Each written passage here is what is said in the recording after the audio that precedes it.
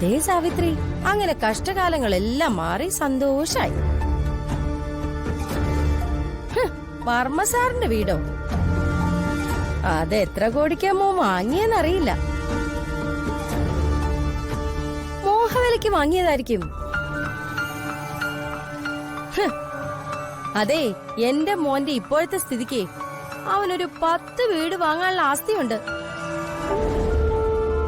ഇല്ലായ്മയുടെയും വല്ലായ്മയുടെയും കാലം കഴിഞ്ഞു ദാരിദ്ര്യത്തിൽ നിന്ന് മോചനം നേടിയപ്പോഴുള്ള അവളുടെ ഒരു സന്തോഷം.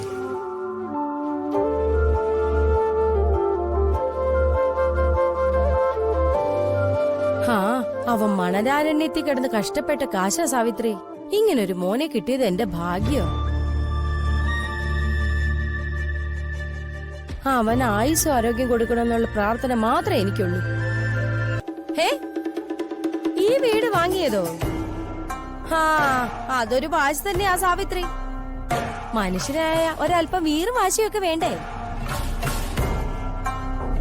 അങ്ങേര് ജീവിതകാലം മുഴുവനും എന്റെ മോനെ സ്നേഹിച്ച ഒരു മനുഷ്യനാണ്. ഒറ്റ പ്രാവശ്യം തള്ളി പറഞ്ഞിട്ടുള്ളൂ. അത് ക്ഷമിക്കാവുന്ന കുറ്റം തന്നെയാ. ഈ വീട് വർമ്മ സാറിന് ഞാൻ എങ്ങനെയാ തിരിച്ചു കൊടുക്കുന്നത്? മറ്റാരും ഇത് കൊണ്ടുപോകാതിരിക്കാനാണ് ഞാൻ തന്നെ ഇത് വാങ്ങിച്ചത്. ഇതെനിക്ക് തിരിച്ചു കൊടുത്തേ പറ്റൂ, ഒരു ഗുരുദക്ഷിണയായിട്ട്.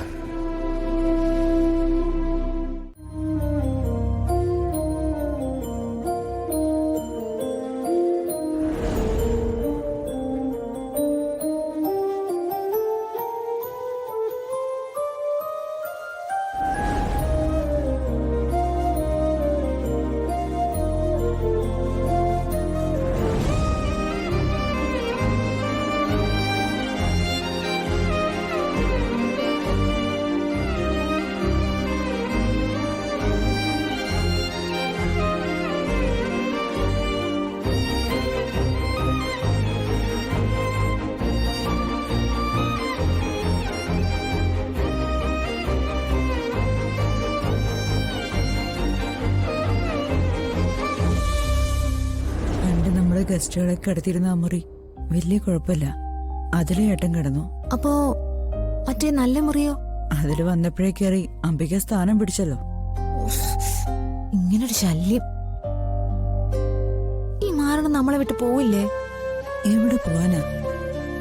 മോനെ പ്രതാപ എന്ന് പറഞ്ഞ് ഒട്ടിക്കൂടി നടക്കല്ലേ നശിപ്പിക്കാൻ. ഇങ്ങനൊരു ഒഴിയാബാധ.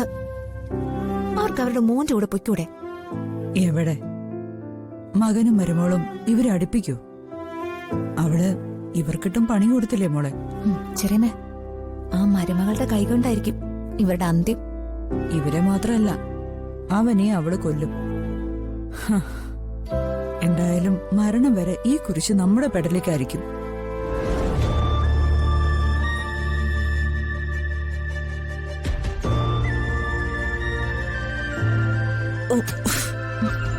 കൊതുക് ഒത്തിരി ഉണ്ടല്ലേ?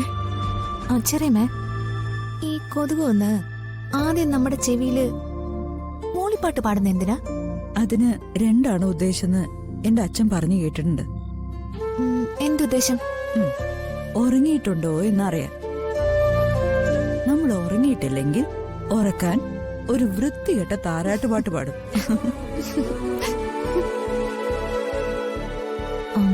ചെറിയമേ, മനുഷ്യന്റെ ചോര കുടിക്കുന്ന ഈ ചെറിയ പ്രാണിക്ക് ഇത്രയും വലിയ ബുദ്ധിയാണെങ്കിലേ അംബികയ്ക്ക് എന്ത് ബുദ്ധിയായിരിക്കും അല്ലേ? അതിന് അംബിക കൊതുകല്ലോ, യക്ഷിയല്ലേ? യക്ഷി? അതെ, നേരെ ഒരുപാടായി. മോൾ ഉറങ്ങാൻ നോക്ക്. നാളെ രാവിലെ ജോലിക്ക് പോണ്ടേ?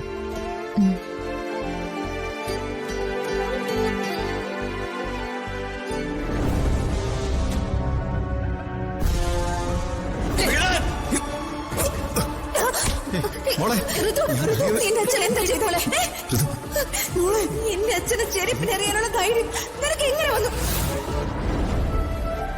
ഈശ്വര, ഉറങ്ങാൻ കഴിയുന്നില്ലല്ലോ ദൈവമേ.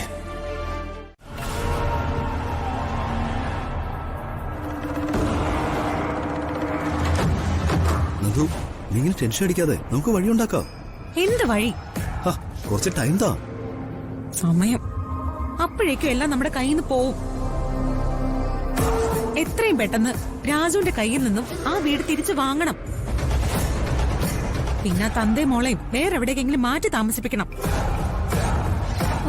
ആ രാജുവാണ് വീട് വാങ്ങുന്നതെന്ന് മുന്നേ ഞാൻ അറിഞ്ഞിരുന്നെങ്കിലേ ആ അച്ഛനെയും മകളെയും ഔട്ട് ഹൗസിൽ താമസിപ്പിക്കാൻ ഞാൻ സമ്മതിക്കില്ലായിരുന്നു. നീ ഒന്ന് റിലാക്സ് ആവും നന്ദു. വെറുതെ ടെൻഷൻ അടിച്ച് പ്രഷർ കൂട്ടല്ലേ. എങ്ങനെ ടെൻഷൻ അടിക്കാതിരിക്കും? അവനും അവളെ തമ്മിൽ കണ്ട അവരൊന്നായ അതോടെ എല്ലാം തീരും. അതിനനുവദിച്ചൂടാ. നമുക്ക് അതിനു മുൻപ് എന്തെങ്കിലും ചെയ്തേ പറ്റൂ. നീ പറയുന്നൊക്കെ ശരിയാ. അവര് തമ്മിൽ ഒന്നാൻ പാടില്ല.